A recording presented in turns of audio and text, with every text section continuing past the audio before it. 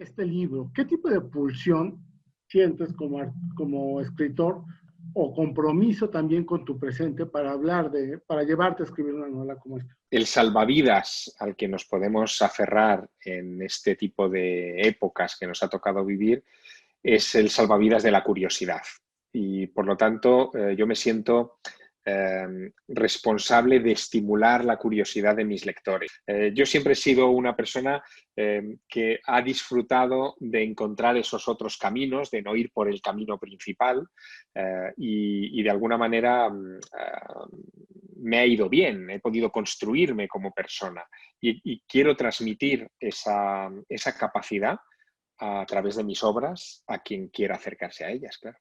Y en un momento como este, ¿qué poder tiene la literatura, la historia? Finalmente tu novela es una obra histórica, no deja de ser Sí. tu género histórico y es con miras a aprender del pasado al presente, ¿no? El mensaje de Pandora es una isla que yo ofrezco al lector para que se refugie en fin, de lo que está ocurriendo a su alrededor, pero no se olvide de lo que está ocurriendo.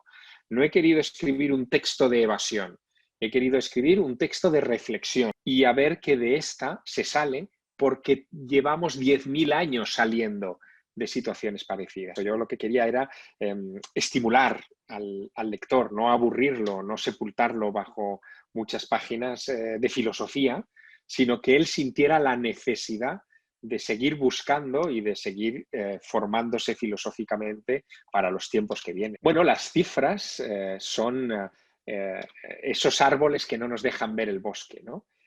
Nos preocupan durante unos minutos y después las olvidamos, somos incapaces de retener tanta cifra. Y el bosque es el pensamiento, es lo que hay detrás, lo que implica realmente la cifra que se nos está dando. Pero fíjate, yo creo que incluso no pensamos correctamente sobre las cifras. Interlocutores en los grandes medios de comunicación social que reflexionen sobre las cifras y nos hagan pensar también sobre ello, ¿no? Nos falta eso. Vamos al dato, pero no a lo que hay detrás. Justo lo que nos está intentando enseñar esta pandemia, ¿no? Que hay que tomarse un tiempo para la reflexión. Nos ha impuesto esa reclusión, ¿no? Ese confinamiento global, pero yo no estoy del todo seguro de que lo hayamos aprovechado bien, ¿no? Porque hemos salido del confinamiento en Europa para cometer casi los mismos errores que cometíamos al principio. Y hay que reflexionar y encontrar en lo que nos ha salvado tradicionalmente, que es el pensamiento, las agarraderas a las que aferrarnos para salir de este naufragio, ¿no? La sociedad, tal como la conocemos, está naufragando. El sistema económico mundial está naufragando. Vamos a tener que inventar otra manera de relacionarnos. Gracias a escribir cartas. Antes de dirigir una carta a un amigo lejano o a una novia en otra provincia o no sé, o a alguien que me importara, yo tenía que pensar muy bien el mensaje que le quería transmitir y el tono que quería imprimir a esa carta. Y antes de comunicarme, había un proceso reflexivo. Eso se ha perdido en los medios actuales, ¿no?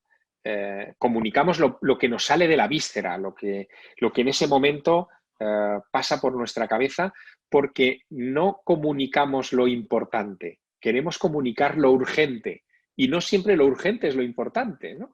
Por eso, para escribir este libro, he tenido que recurrir al método que me enseñó a pensar, que es el epistolar, ¿no? ¿Qué sería en este símil que haces, en esta analogía, qué sería hoy lo urgente y lo importante? ¿Cómo discernir uno del otro? Pues mira, lo urgente sería lo sanitario, atender a las necesidades sanitarias de la población que se está viendo afectada por esta pandemia, pero lo importante sería la educación.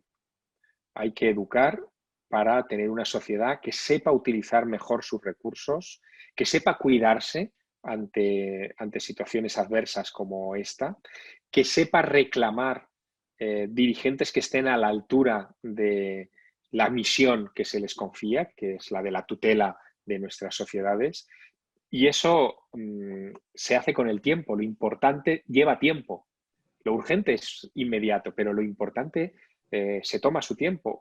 Y lo importante, en el género de lo importante está la vida, ¿no? La vida tarda en desarrollarse, un individuo tarda muchos años en desarrollarse, un árbol tarda mucho tiempo en crecer. Si nos enfocamos solo en lo urgente, como parece que nos pide esta sociedad, y descuidamos lo importante, estamos condenados al fracaso. ¿Cómo damos las clases?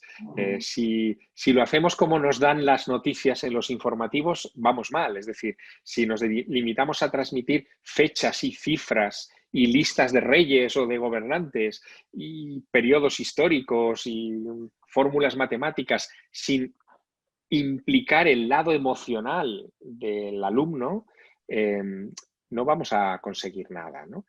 Creo que nos hace falta una educación emocional, una educación por etapas, una educación en la que el alumno tenga la sensación de evolucionar, de tener mayor visión de conjunto.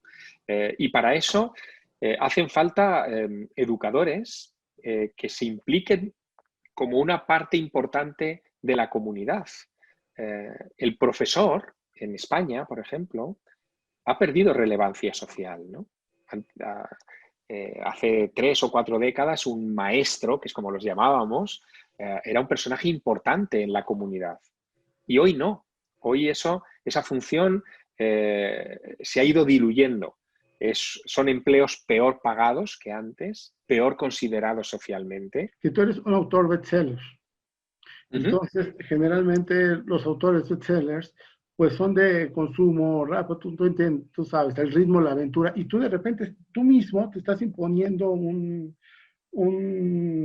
dique para decir, a ver, hagamos un paro y pensemos. Es que yo siempre he ido por libre, ¿no? Creo que lo más importante que puede conquistar un ser humano es su libertad. También es lo más difícil y lo más caro, ¿no? Pero fíjate, es verdad, yo soy un autor bestseller y mis libros se venden en muchos países y bueno, pues funcionan muy bien, pero ningún libro es igual a otro. Yo huyo de las fórmulas. Hay muchos autores bestseller que encuentran su fórmula y la repiten una y otra vez, cambiando los personajes, los escenarios, algunos elementos de fondo, y siguen produciendo el mismo tipo de libro. Yo no, yo quiero crecer con mis libros. Mira, yo solo tengo una vida, que yo sepa, y la quiero aprovechar para crecer, no para repetirme. Y si es posible, dado que mis libros los lee mucha gente, hacer crecer también a mis lectores. Ese es mi propósito, ¿no? Y me alegra que me hagas esa observación, porque es verdad que soy un bestseller atípico, ¿no? Pero creo que este momento no era un momento para escribir una novela de evasión, sino para escribir una novela de reflexión. Si tú miras este momento solo desde la perspectiva de los informativos, de lo que nos dan las últimas noticias, el panorama es absolutamente desalentador, ¿no? Casi pierdes todo tipo de esperanza, ¿no? Pero si abres el espectro y lo ves desde la perspectiva de la historia, te das cuenta que llevamos 10.000 años enfrentándonos a pandemias, una detrás de la otra, una peor que la otra, y siempre hemos logrado superar esos desafíos y hemos evolucionado hacia arriba. La historia de la civilización desde el neolítico hasta nuestros días siempre ha sido ascendente, pese a todas las dificultades, incluso a momentos de gran despoblación como el que vivió Europa, donde perdimos 1/3 de los habitantes del continente. Pero aquello fue una bofetada tan fuerte que dejamos de tener sociedades teocéntricas para tener otro tipo de sociedades más armónicas, más humanas. Pensamos más en nosotros y en nuestro bienestar que en un Dios todopoderoso y castigador que nos tenía sometidos, ¿no? por haber pecado. Bueno, pues a veces necesitamos este tipo de bofetadas para cambiar. Y es quizá lo que nos está pasando ahora, ¿no? ¿Es suficiente esa perspectiva histórica para alcanzar a hablar de hoy? Sí, sí que da. Sí que da porque al final no es que la historia se repita, es decir, no volvemos a pasar siempre por el mismo camino, pero la historia sí que se mueve en espiral. Sí que vamos recorriendo caminos que son parecidos y podemos aprender de lo que ha pasado en otros momentos. Si no somos optimistas, terminaremos hundidos definitivamente en la desesperación y no tendremos salida. El optimismo es una necesidad, no es una actitud solamente vital, es una necesidad de sobrevivencia. ¿Y los políticos te hacen pensar que estamos sacando lo mejor de sí o lo peor? No, los políticos no, pero no olvidemos que en muchos países a los políticos los hemos colocado nosotros, los ciudadanos. Es decir, no son tan distintos de nosotros, ni muchísimo menos. Por lo tanto, hay algo que falla en nosotros. Y eso que falla, y vuelvo al inicio del discurso, es la educación. Somos una sociedad que tiene que mejorar educativamente mucho y elegir mejor a sus representantes, a representantes más educados. El mensaje de Pandora es un punto de inflexión en el sentido que sea una literatura más de ideas. Con El maestro del Prado en 2013, ¿no? Donde ya aparecía otro tipo de literatura menos apegada a los clichés o a las herramientas del bestseller tradicional y más enfocada a una literatura que de alguna manera iluminara al lector, ¿no? Y el mensaje de Pandora es una nueva vuelta de tuerca en esa dirección. Obviamente voy a seguir escribiendo este tipo de libros o voy a intentar inculcar los valores de este tipo de libros en mis próximas creaciones. Pero tampoco quiero renunciar a atrapar al lector. Sé que hay ahí fuera una masa de lectores que buscan ser atrapados en un torbellino en las primeras páginas de una obra y no soltados hasta el final. Pero lo que yo quiero es que cuando sean soltados de mis páginas al final de una de mis próximas obras, tengan dentro elementos de reflexión, elementos de pensamiento, que les haga mejores como seres humanos. Es una pretensión elevada y difícil, pero yo lo voy a intentar.